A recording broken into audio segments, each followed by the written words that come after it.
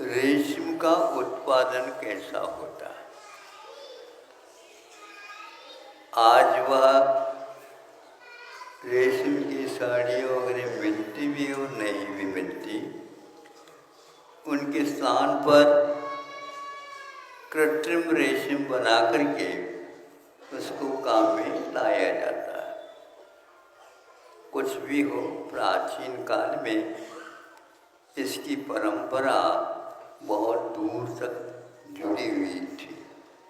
सब लोग इसको पसंद करते थे। स्वतंत्रता मिलने से पूर्व में इसकी खेती बहुत मात्रा में हुआ करती थी। तो एक बार पढ़ा हमने कैसे होती उसकी खेती। कोई बीज बोता हो, फिर इसके माध्यम से जैसे कपास की उत्पत्ति होती हो, उस प्रकार नहीं मानी जाती। फिर भी चीन पटवट कहा गया है। चीन में इसकी प्रसिद्धि ज़्यादा है। ये सर्वा सिद्धि का उल्लेख है कि वहाँ रेशम के कपड़े की भांति पीली रंग वाला होता है। उसको भूमि के जीव के लिए उपमा दी गई है। अब उस लेख पढ़ने के उपरांत लगा कि संसारी प्राणी कितनी विषयों में रमता रहता है। कपड़ा तो पहनना ही ठीक है, लज्जा को ढकने के लिए और धूप से बचने के लिए आदि आदि, किंतु उसमें भी यह विषय ढूंढता है, उसमें भी यह अपनी लोलुपता का प्रदर्शन करता है और इस प्रकार के वस्त्र पहन करके वह दूसरे के सामने मना बग देना, मुझे देख तो लो, हमने ऐसा कपड़ा पहना है, तुम्हें देखने को भी नहीं मिलेगी, इसलिए देख तो लो। अब ये हुआ मान का अतिरेक, मद का उद्गम इसी से होता है और विषयों के लोभ लालच के कारण अपने आप को महान उस कर्म से बांध देता है संसारी प्राणी। उसमें पढ़ा था कि जो मालिक होते हैं तो उसके उत्पादन कैसे करते हैं, लाखों कीड़े पालते हैं और उनको पाल करके उनके लिए अलग अलग प्रकार का उसकी खुराक रहती है। पत्तों को वो खिलाया जाता है, वो पत्ते वो रखते ही वो उसको खा लेते हैं। खा करके फिर इसके उपरांत उसके मुख से लार निकलती है। कौन? उन कीड़ों के मुख से। उस लार के द्वारा वह लार बाहर नहीं छोड़ता, वो लार जो है अपने आप को लपेट देता है, स्वयं के शरीर को ही लपेट देता लार के द्वारा और वह भीतर रह जाता है। इसको पूर्ण कार्य देख करके वो क्या करते हैं, उबलते हुए पानी में इन कीड़ों को डाला जाता है। तभी वह उस उबलते हुए पानी के कारण वह जो लार थी वह सूत के रूप में परिवर्तित हो करके उसको चिपकी रहती है और भीतर का कीड़ा मर जाता। एक क्रिया किए बिना वो रेशम इनको हाथ में आ ही नहीं सकता। यह इस रेशम बनने का इतिहास है। वह स्वयं उस पत्ते को खा लेता है तो ही वह मुख से लार निकाल सकता, नहीं खाता है तो नहीं। किंतु दूसरी वस्तु को वह देखना भी नहीं चाहता, उसका कितना तीव्र कर्म का उदय होगा। अपने आप की मृत्यु के लिए स्वयं कारण बन जाता। आज आत्मदाह की, आत्महत्या की ये प्रचलन बहुत होता जा रहा है। इसके पीछे भी इसी प्रकार का तथ्य जुड़ा हुआ रहता है। वह क्षणिक सुख के हेतु अपने आप को भी मारने के लिए तैयार होता है। यह रेशम कीड़ा एक प्रकार से पुराण ग्रंथों में इसका उल्लेख मिलता है। ऐसा नहीं कि काल्पनिक उपन्यास का वह विषय हो, नहीं, मतलब अपने आप के जीवन को अपने आप के लोभ लालच से हम लोग समाप्त कर लेते हैं।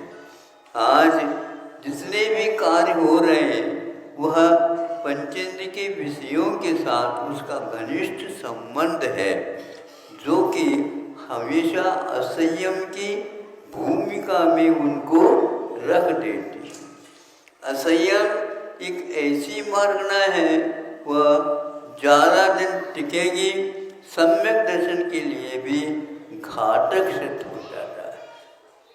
66 सागर काल तक वह व्यक्ति सम्यक दर्शन को पाल सकता है, लेकिन असंयम की भूमिका में पाल नहीं सकता।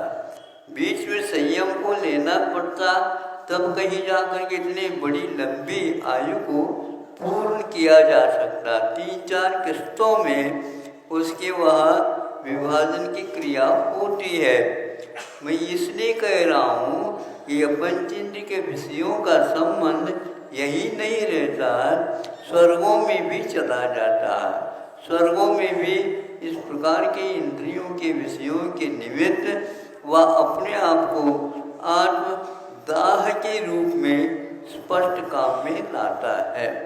वह कीड़ा मर गया, उसके लार को रेशम का रूप दे दिया गया, और इस प्रकार लाखों कीड़े जब मनते हैं, सुन रहे आप तो, आपके साड़ियाँ बनती हैं, आपके लिए कोसा का साफा बांधा जाता है, आपके लिए और भी रेशम के शाल वगैरह बनाए जा सकते हैं, बनाते हैं। यह पहले प्रचलन में ज़्यादा था, आज उसके नाम से कृत्रिम वह रेशम को उत्पन्न कर दिया जाता है और आप उसको पहन लेते हैं। पहनना अनिवार्य ठीक है, लेकिन कषाय की वशभूत होकर के पहनना, उसे कभी भी इस शरीर से मुक्ति नहीं मिलेगी। आप लोग अपने मुक्ति को चाहते हो? मुक्ति का अर्थ कोई मालूम है आप लोगों को? शरीर जब छूटता है तब वो मिलती है। शरीर तो कभी मृत्यु हो जाए तो मिट जाता है, ऐसा मिटना नहीं, किंतु दोबारा शरीर मिले ही नहीं। दोबारा कैसे शरीर नहीं मिले? उसके योग्य यदि हमारे पास कर्म नहीं बंधा है तो वह मिले ही मिलता है। ये बीज और वृक्ष, इसकी परंपरा अनादिकालीन है, किंतु अनादिकाल से आया है, इसलिए अनंत काल तक आगे भी जाएगा, ये नियम है। किंतु अभव्य का वह हमेशा हमेशा बना रहता है। भव्य को कथनचित ऐसे अवसर प्राप्त होते हैं, पर अवसर प्राप्ति के काल में वह अपने आप के होश को संभालता है। गुरुओं की वाणी सुन करके या शास्त्र स्वाध्याय करके, देव दर्शन करके, अथवा संसार की लीला के बारे में समझ करके जगत का स्वभाव, जगत के स्वभाव के बारे में चिंतन करता है, तो कई महाराजों को और कई तीर्थंकरों को भी इस प्रकार प्रत्येक बुद्ध बनने का अवसर प्राप्त होता। जो कि वह दांत गिर गया किसी का, एक क्षणिक है विषय जिसके माध्यम से भूखे जाते हैं, वो दांत गिर गया, बाल सफ़ेद हो गए, कमर झुक गई, लार टपकने लगे। ऐसे के लिए वृद्ध का दर्शन आप करते हैं तो उसके लिए सम्यक दर्शन के लिए कारण वृद्धों के दर्शन करना चाहिए। शुद्ध वृद्धों की सेवा करने से ये प्राप्त हो जाता। अरे मेरा इतना सुंदर शरीर, और हमारे दादाजी का मेरे से भी ज़्यादा सुंदर था, क्योंकि फोटो में देखने को मिलता है, लेकिन आज जो इनका स्वरूप क्या हो गया, इसके द्वारा भी वैराग्य हो सकता है। आप लोगों को होता है कि नहीं, ये तो हम एकदम खुलासा तो नहीं कर सकते। हाँ, वृद्धों की सेवा करने से हड्डी हड्डी रह जाते हैं, चमड़ी चमड़ी रह जाते हैं, मुख में दांत नहीं रहते हैं, नाड़ हिलती रहती है, कान सुन नहीं सकते। अब क्या पुंजिंद के विषय भूलने में आते ही नहीं, फिर भी दादा की चिंता ये रहती है आगे मैं कहाँ जा रहा हूँ, वहाँ हमारे लिए सब सुसंगत मिलती रहे। ये इच्छा करता है, वह निदान बंद कर लेता है। आप भी ऐसा चाहो तो देख लो, भूल करके नहीं करना।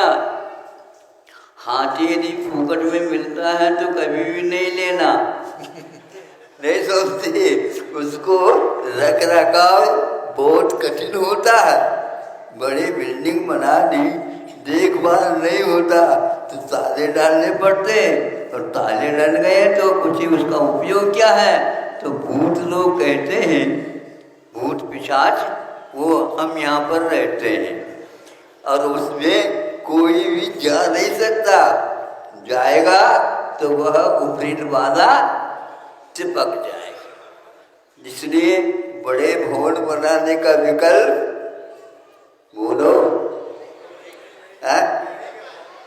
बहुत सारे भवन बना करके आप रखोगे, मंजिल की मंजिल बनाओगे, उसमें और कौन रहेगा? आप तो एक कमरे में रहेंगे, खाली रहेगा। खाली दिमाग जैसे शैतान का होता है, शैतान वहीं पर जाकर के रहेंगे, वो फिर बाधा होंगे। इसलिए ज़्यादा की कल्पना छोड़ दो। दो राष्ट्र ज़्यादा धनाढ्य हुए हैं, अब उनको बहुत तकलीफ हो रही बताते हैं। क्यों हो रही है? उसको वह प्रबंध, उसका प्रबंध ही नहीं कर पा रहे हैं। स्थिति ऐसी है कि क्षणभंगुर संसार है। उस रेशम के कीड़े के बारे में मैं जब कभी पढ़ता हूँ, याद करता हूँ, तो ये आत्मा एक प्रकार से अपने कषायों के कारण ऐसे कर्म, जैसे रेशम, लार को रेशम के रूप में परिवर्तित कर लेते हैं। ऊपर यह शरीर है, ये एक चद्दर की भांति काम कर रही है। भीतर देखो क्या आपके दोनों ये उंगलियां, ये तर्जीह बोलती है, इसको अंगुष्ठ बोलते हैं, और दोनों नाक के ऊपर अपने आप ही दबा देंगे। क्यों? इसलिए ऊपर का चद्दर ढका हुआ था तो वो बढ़ गया। क्या है उसमें? 9 द्वार बहे गिनकारी। 9 द्वारों का हमेशा खुला रहते हैं, उसमें से श्राव होता रहता है। कैसा वह बीभत्स वस्तुओं का रस होगा। इस प्रकार इस अनित्य संसार में भी नित्यत्व की परिकल्पना करने वाले अभी भी उनको सुध नहीं। ये कोशागार कथा अवश्य पढ़ लेना चाहिए, और अपने को जो वैरागी हैं उनके साथ जाकर के थोड़े क्षण व्यतीत कर लेना चाहिए, और जगत के स्वरूप के बारे में भी सोच लेना चाहिए, और बच्चों को भी इसी प्रकार के संस्कार डालना चाहिए।